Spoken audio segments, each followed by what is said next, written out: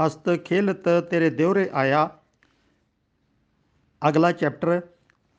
ਮਾਨਸਾ ਵਿਖੇ ਹੀ ਅਸੀਂ ਮਾਸਟਰ ਨਿਹਾਲ ਸਿੰਘ ਜੀ ਨੂੰ ਕੀਰਤਨ ਸਿਖਾਉਣ ਵਾਸਤੇ ਬੁਲਾਇਆ ਸੀ।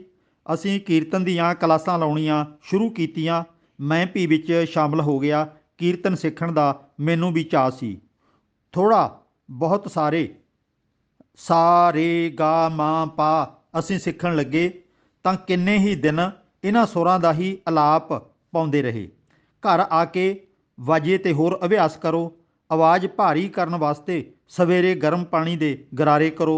ਇਹ ਸਾਰੀਆਂ ਹਦਾਇਤਾਂ ਮਾਸਟਰ ਜੀ ਸਾਨੂੰ ਦਿੰਦੇ ਰਹਿੰਦੇ ਸਨ। ਹੌਲੀ ਹੌਲੀ ਆਵਾਜ਼ ਕੱਢੋ, ਹੌਲੀ ਹੌਲੀ ਫਿਰ ਉੱਚੀ ਕਰੋ, ਨੀਵੀਂ ਕਰੋ। ਮੇਰੇ ਤਾਂ 15 ਕੁ ਦਿਨਾਂ ਮਗਰੋਂ ਹੀ ਇਸ ਕੀਰਤਨ ਦੇ ਅਭਿਆਸ ਤੋਂ ਹੱਥ ਖੜ੍ਹੇ ਹੋ ਗਏ। ਮਨਾਂ ਸੁਰਾਂ ਯਾਦ ਕਰਦਿਆਂ ਤੇ ਗਲਾ ਪਕਾਉਂਦਿਆਂ ਮੇਰਾ ਤਾਂ ਘੱਟੋ ਘੱਟ 1 ਸਾਲ ਜ਼ਰੂਰ ਲੇਖੇ ਲੱਗ ਜਾਵੇਗਾ।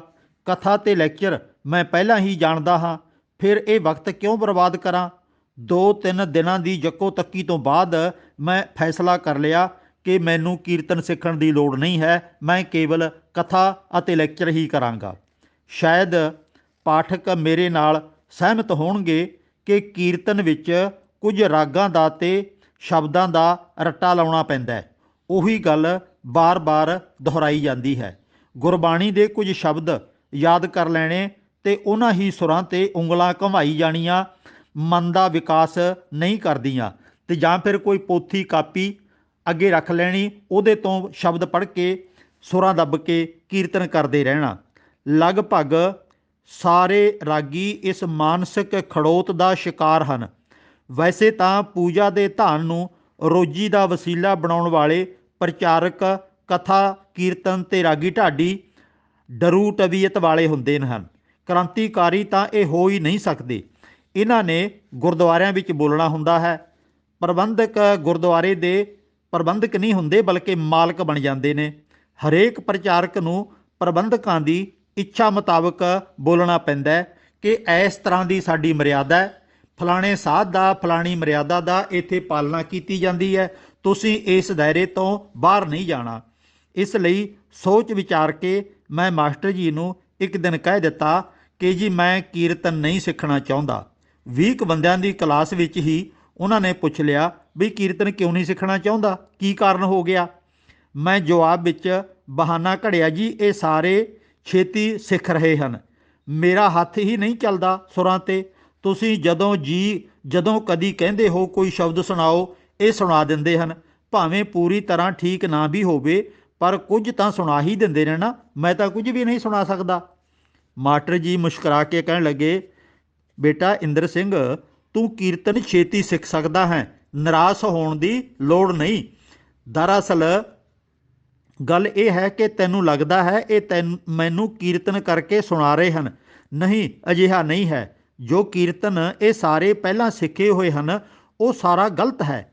ਮੇਰੇ ਵਾਸਤੇ ਮੁਸੀਬਤ ਖੜੀ ਹੋ ਗਈ ਕਿ ਇਹਨਾਂ ਦੇ ਦਿਮਾਗ ਵਿੱਚੋਂ ਪਹਿਲਾਂ ਵਾਲਾ ਗਲਤ ਕੀਰਤਨ ਸਾਫ਼ ਕਰਾਂ। ਮੇਰੀ ਦੱਸੀ ਹੋਈ ਠੀਕ ਸੁਰ ਇਹਨਾਂ ਦੀ ਗਲਤ ਸੁਰ ਵਿੱਚ ਰਲਗੱਡ ਹੋ ਜਾਂਦੀ ਹੈ, ਉਲਝ ਜਾਂਦੀ ਹੈ। ਮੈਨੂੰ ਇਹਨਾਂ 'ਤੇ ਦੋਹਰੀ ਮਿਹਨਤ ਕਰਨੀ ਪੈ ਰਹੀ ਹੈ। ਬਹੁਤ ਸਖਤੀ ਇਸ ਕਰਕੇ ਨਹੀਂ ਕਰਦਾ ਕਿ ਕਲਾਸ ਛੱਡ ਕੇ ਨਾ ਚਲੇ ਜਾਣ। ਮੈਂ ਬੰਬਈ ਤੋਂ ਆਇਆ ਹਾਂ, ਇੰਨੀ ਦੂਰੋਂ ਆਉਣਾ ਐਵੇਂ ਨਾ ਚਲਾ ਜਾਵੇ। ਤੂੰ ਭਾਵੇਂ ਧੀਮੀ ਗਤੀ ਨਾਲ ਸਿੱਖ ਰਿਹਾ ਹੈ, ਪਰ ਜੋ ਸਿੱਖ ਰਿਹਾ ਹੈ ਉਹ ਠੀਕ ਦਿਸ਼ਾ ਵਿੱਚ ਹੈ, ਕਿਉਂਕਿ ਤੂੰ ਪਹਿਲਾਂ ਗਲਤ ਕੀਰਤਨ ਕਰਨਾ ਨਹੀਂ ਸਿੱਖਿਆ। ਇਸ ਲਈ ਪਰੇਸ਼ਾਨ ਨਾ ਹੋ, ਤੂੰ ਛੇਤੀ ਹੀ ਸਿੱਖ ਜਾਵੇਂਗਾ। ਪਰ ਮੇਰੀ ਦਿਲਚਸਪੀ ਕੁਝ ਨਵਾਂ ਸਿੱਖਣ ਦੀ ਤੇ ਨਵੇਕਲਾ ਕਰਨ ਦੀ ਸੀ। ਇਸ ਲਈ ਮੈਂ ਵੱਖਰੇ ਥਾਂ 'ਤੇ ਜਾ ਕੇ ਮਾਸਟਰ ਜੀ ਤੋਂ ਮਾਫੀ ਮੰਗੀ ਤੇ ਕੀਰਤਨ ਤੋਂ ਸੰਨਿਆਸ ਲੈ ਲਿਆ। ਹੁਣ ਕਾਰਨ ਇਹ ਸੀ ਕਿ ਮੈਂ ਜਦੋਂ ਦਲੀਲਾਂ ਦਿੱਤੀਆਂ ਮਾਸਟਰ ਜੀ ਨੂੰ, ਜਿੰਨੀ ਮੇਰੀ ਸਮਝ ਸੀ ਕਿ ਮਾਸਟਰ ਜੀ ਇੱਥੇ ਸਾਨੂੰ ਕੀਰਤਨ ਦੇ ਰਾਹੀਂ ਦਬੀ ਆਤਮਾ ਵਾਲੇ, ਮਰੀ ਆਤਮਾ ਵਾਲੇ ਬਣਾਇਆ ਜਾਂਦਾ ਹੈ, ਕਿਉਂਕਿ ਅਸੀਂ ਕੀਰਤਨੀਏ ਲੋਕ ਆਮ ਤੌਰ 'ਤੇ ਪ੍ਰਬੰਧਕਾਂ ਦੇ ਅੱਗੇ ਨੀਵੀਂ ਪਾ ਕੇ ਆਪਣੀ ਇਹ ਡਿਊਟੀ ਕਰਾਂਗੇ। ਜਿਹੜਾ ਲੈਕਚਰ ਵਾਲਾ ਹੈ ਉਹ ਇਕੱਲਾ ਗੁਰਦੁਆਰੇ 'ਚ ਹੀ ਕੀਰਤਨ ਨਹੀਂ ਕਰਦਾ, ਉਹ ਬਾਹਰ ਵੀ ਲੈਕਚਰ ਵਾਸਤੇ ਜਾ ਸਕਦਾ ਹੈ ਅਤੇ ਫਿਰ ਬਾਹਰੋਂ ਉਹ ਬਹੁਤ ਕੁਝ ਸਿੱਖ ਵੀ ਸਕਦਾ ਹੈ। ਅਤੇ ਜ਼ਰੂਰੀ ਨਹੀਂ ਉਹ ਇਕੱਲਾ ਧਰਮ ਦੇ ਦਾਇਰੇ 'ਚ ਰਹਿ ਕੇ ਬੋਲੇ, ਉਹ ਬਾਹਰਲੇ ਦਾਇਰੇ 'ਚ ਜਾ ਕੇ ਵੀ ਬੋਲ ਸਕਦਾ ਹੈ। ਅਤੇ ਨਾਲੇ ਮੇਰੀ ਇੱਕ ਆਪਣੀ ਜ਼ਿੰਦਗੀ ਦਾ ਨਿੱਜੀ ਤਜਰਬਾ ਹੈ ਕਿ ਅੱਜ ਤੱਕ ਜਿੰਨੇ ਇਨਕਲਾਬ ਆਏ ਨੇ ਉਹ ਕੀਰਤਨ ਦੇ ਨਾਲ ਇਨਕਲਾਬ ਨਹੀਂ ਆਏ, ਬਲਕਿ ਉਹ ਇਨਕਲਾਬ ਲੈਕਚਰਾਂ ਨਾਲ ਅਤੇ ਲਿਖਤਾਂ ਦੇ ਨਾਲ ਆਏ ਨੇ। ਜਿਹੜੇ ਇਹ ਕੀਰਤਨ ਨੇ ਇਹ ਪਹਿਲਾਂ ਤਾਂ ਰਾਜੇ ਮਹਾਰਾਜਿਆਂ ਦੇ ਮਨੋਰੰਜਨ ਹੁੰਦੇ ਸੀ।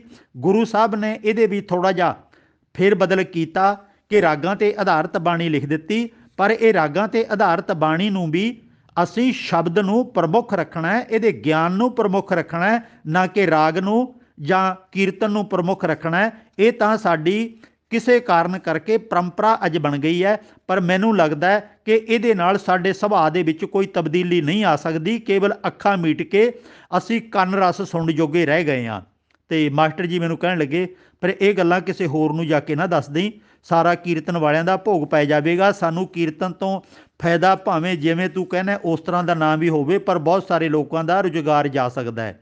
ਮੈਂ ਉਹਨਾਂ ਨੂੰ ਬੇਨਤੀ ਕੀਤੀ, ਮੈਂ ਕਿਹਾ ਜੀ ਐਡੀ ਛੇਤੀ ਮੇਰੀਆਂ ਗੱਲਾਂ ਦਾ ਕੋਈ ਅਸਰ ਨਹੀਂ ਹੋਣਾ, ਐਡੀ ਛੇਤੀ ਇਹ ਕਿਸੇ ਦਾ ਰੁਜ਼ਗਾਰ ਨਹੀਂ ਜਾਣਾ, ਪਰ ਮੈਂ ਘੱਟੋ ਘੱਟ ਆਪਣੇ ਆਪ ਨੂੰ ਕੀਰਤਨ ਵਾਲੇ ਪਾਸੇ ਨਹੀਂ ਤੋਰ ਸਕਦਾ। ਕਥਾ, ਲੈਕਚਰ ਜਾਂ ਲਿਖਣਾ ਮੇਰਾ ਰੁਚੀ, ਮੇਰਾ ਸੁਭਾਅ, ਮੇਰਾ ਇਸ ਪਾਸੇ ਕੰਮ ਕਰਨ ਨੂੰ ਦਿਲ ਕਰਦਾ। ਉਹ ਕਹਿਣ ਲੱਗੇ ਠੀਕ ਹੈ, ਚਲੋ ਗੁਰੂ ਪਿਆਰ ਵਾਲਿਓ ਤੁਸੀਂ ਵੀ ਇਸ ਪਾਸੇ ਸੋਚਿਓ ਕਿ ਜਿਹੜਾ ਸਾਡੇ ਗੁਰਦੁਆਰਿਆਂ 'ਚ ਕੀਰਤਨ ਹੋ ਰਿਹਾ ਅਤੇ ਉਹਦੇ ਨਾਲ ਕਦੀ ਅੱਜ ਤੱਕ ਕੋਈ ਸੁਧਾਰ ਹੋਇਆ, ਜ਼ਰੂਰ ਸੋਚ ਕੇ ਵਿਚਾਰ ਕਰਿਓ।